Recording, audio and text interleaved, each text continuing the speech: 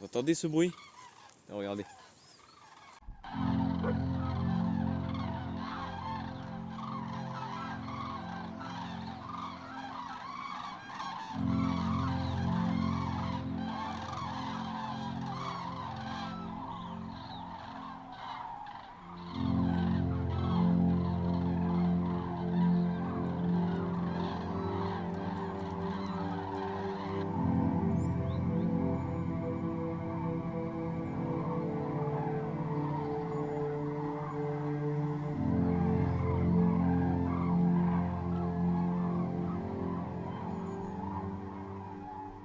Et donc, comme vous l'entendez, au moment où je tourne cette vidéo, c'est le pic migratoire. Le pic migratoire, c'est-à-dire que c'est le moment où les oiseaux sont en pleine activité de migration. Et aujourd'hui, on est donc, je tourne cette vidéo le 24 février 2026. Et donc c'est le pic migratoire, puisque depuis ce matin, ça n'arrête pas, ça passe, ça passe, ça passe. Et c'est des gros vols, hein. Et c'est parfois des vols assez impressionnants, des grands vols qui comptent plusieurs centaines d'individus.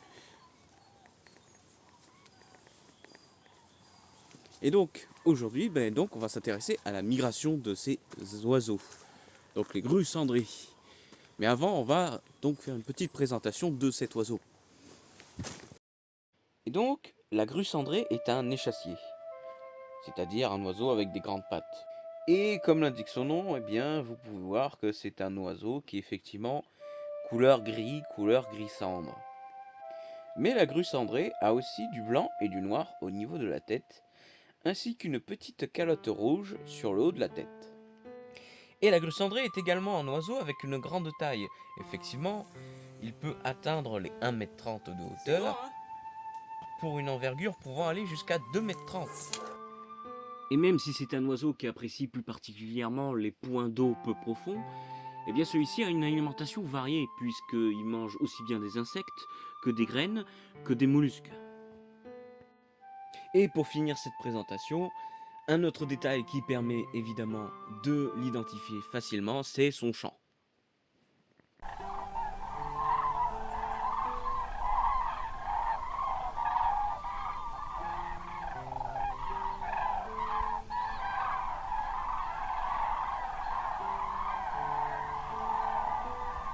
Maintenant qu'on a fait cette présentation, maintenant intéressons-nous vraiment au sujet de la vidéo, donc c'est-à-dire leur migration.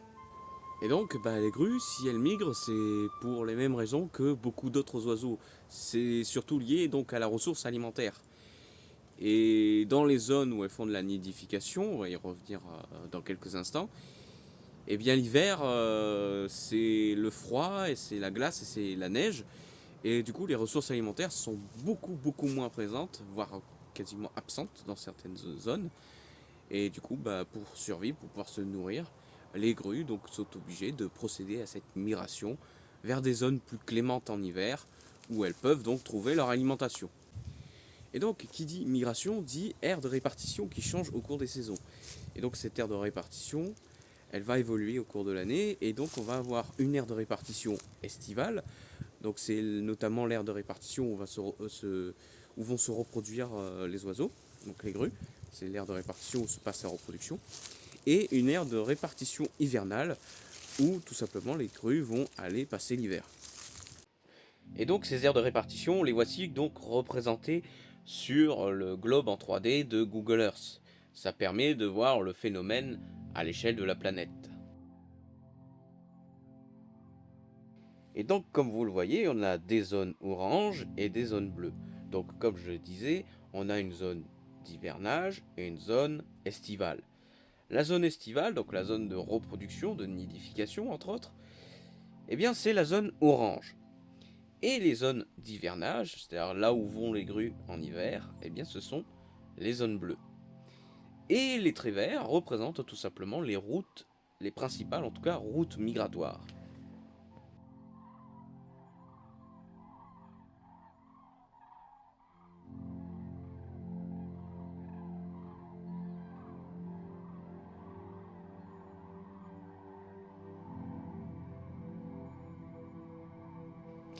Et donc comme vous pouvez le voir, la migration des grues, ça concerne quand même une grande partie de la planète, puisque ça concerne quasiment toute la zone paléarctique, mais aussi un morceau de la partie afrotropicale, ainsi qu'une partie de la zone indo-malaisienne. L'histoire de perdre personne, les noms que je viens de citer, ce sont les noms de grandes écozones. En gros, vous avez les continents géographiques, les continents géologiques, et bien vous avez aussi des continents zoologiques. Et donc, comme vous pouvez le voir, la migration des grues ne concerne pas que l'Europe. Elle concerne aussi le Moyen-Orient, l'Inde et la Chine. Et donc, 2 fois par an, c'est à peu près 480 000 grues qui font un grand voyage de 2500 km à travers donc toutes les zones et les routes représentées sur cette carte.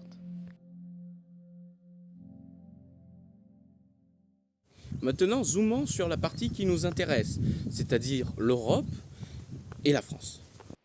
Comme vous le voyez sur cette carte, il y a principalement 3 routes qui passent par l'Europe. La première, c'est d'ailleurs celle qui nous concerne, passe par l'Allemagne, la France et l'Espagne. Ensuite, une autre route passe par la Hongrie et l'Italie et finit en Afrique du Nord. Mais il y a aussi une route qui passe par la Bulgarie, la Grèce et qui finit donc soit du côté de l'Algérie, de la Tunisie, de l'Algérie, soit du côté de l'Égypte. Donc au niveau de la France, eh bien, on a une route migratoire principale et une route migratoire secondaire. La route migratoire principale passe par la région du Grand Est, par le nord de la Bourgogne-Franche-Comté, le sud du centre Val-de-Loire et par la Nouvelle-Aquitaine. Et d'ailleurs, les grues passent en grande partie la frontière France-Espagne au niveau du Pays Basque. Mais il y a aussi, comme je l'ai dit, une route secondaire qui est secondaire car elle est moins fréquentée que la route principale, mais elle est quand même très fréquentée. Et celle-ci passe par la Bourgogne-Franche-Comté, notamment au-dessus de Dijon. Elle va passer au-dessus de Lyon dans la région Auvergne-Rhône-Alpes et aussi au niveau de la Camargue. Ensuite, les grues vont donc survoler une partie de la Méditerranée avant de rejoindre les côtes espagnoles au niveau de l'Andalousie. Mais comme vous pouvez le voir, sur cette carte, on n'a pas que les routes migratoires, on a aussi des points bleus. Et ces points bleus correspondent à des sites qui sont accueillants pour les grues cendrées. Que ce soit des sites de halte, c'est-à-dire que les oiseaux viennent s'y reposer et puis ensuite repartent pour continuer leur migration. Donc c'est des lieux de repos si vous voulez, hein. C'est un peu comme des aires d'autoroute finalement. Mais aussi, ces points bleus peuvent aussi représenter des lieux d'hivernage. C'est-à-dire qu'effectivement, certains lieux vont accueillir des grues non pas seulement quelques jours pendant la période migratoire, mais sur l'ensemble de la période d'hivernage.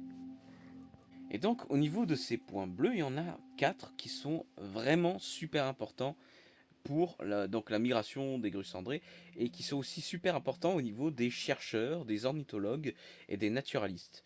Car ce sont des lieux tellement fréquentés et tellement stratégiques donc sur ces routes migratoires que ça sert tout simplement à faire des comptages et donc à estimer la population de grues qui migrent donc sur cette route migratoire.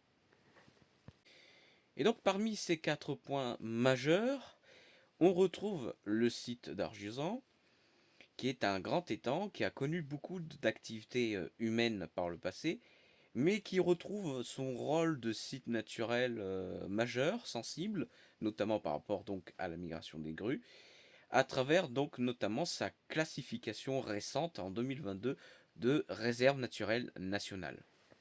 Nous avons ensuite la Camargue, hein, avec tous ces grands plans d'eau, soit salés, soit saumâtres, qui offrent aussi des conditions intéressantes donc pour les grues cendrées.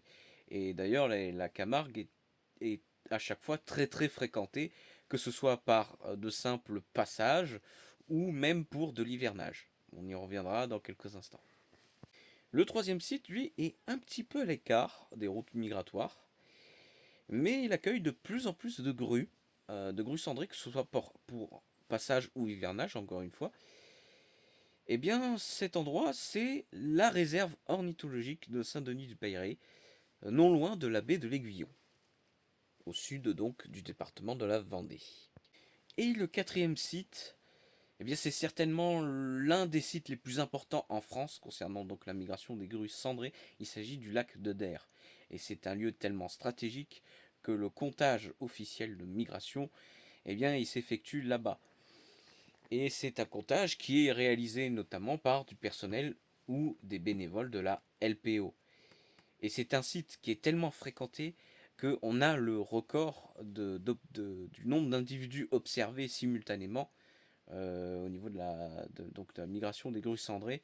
Et donc c'est un chiffre qui s'élève au-delà des 260 000 individus. C'est quand même très impressionnant.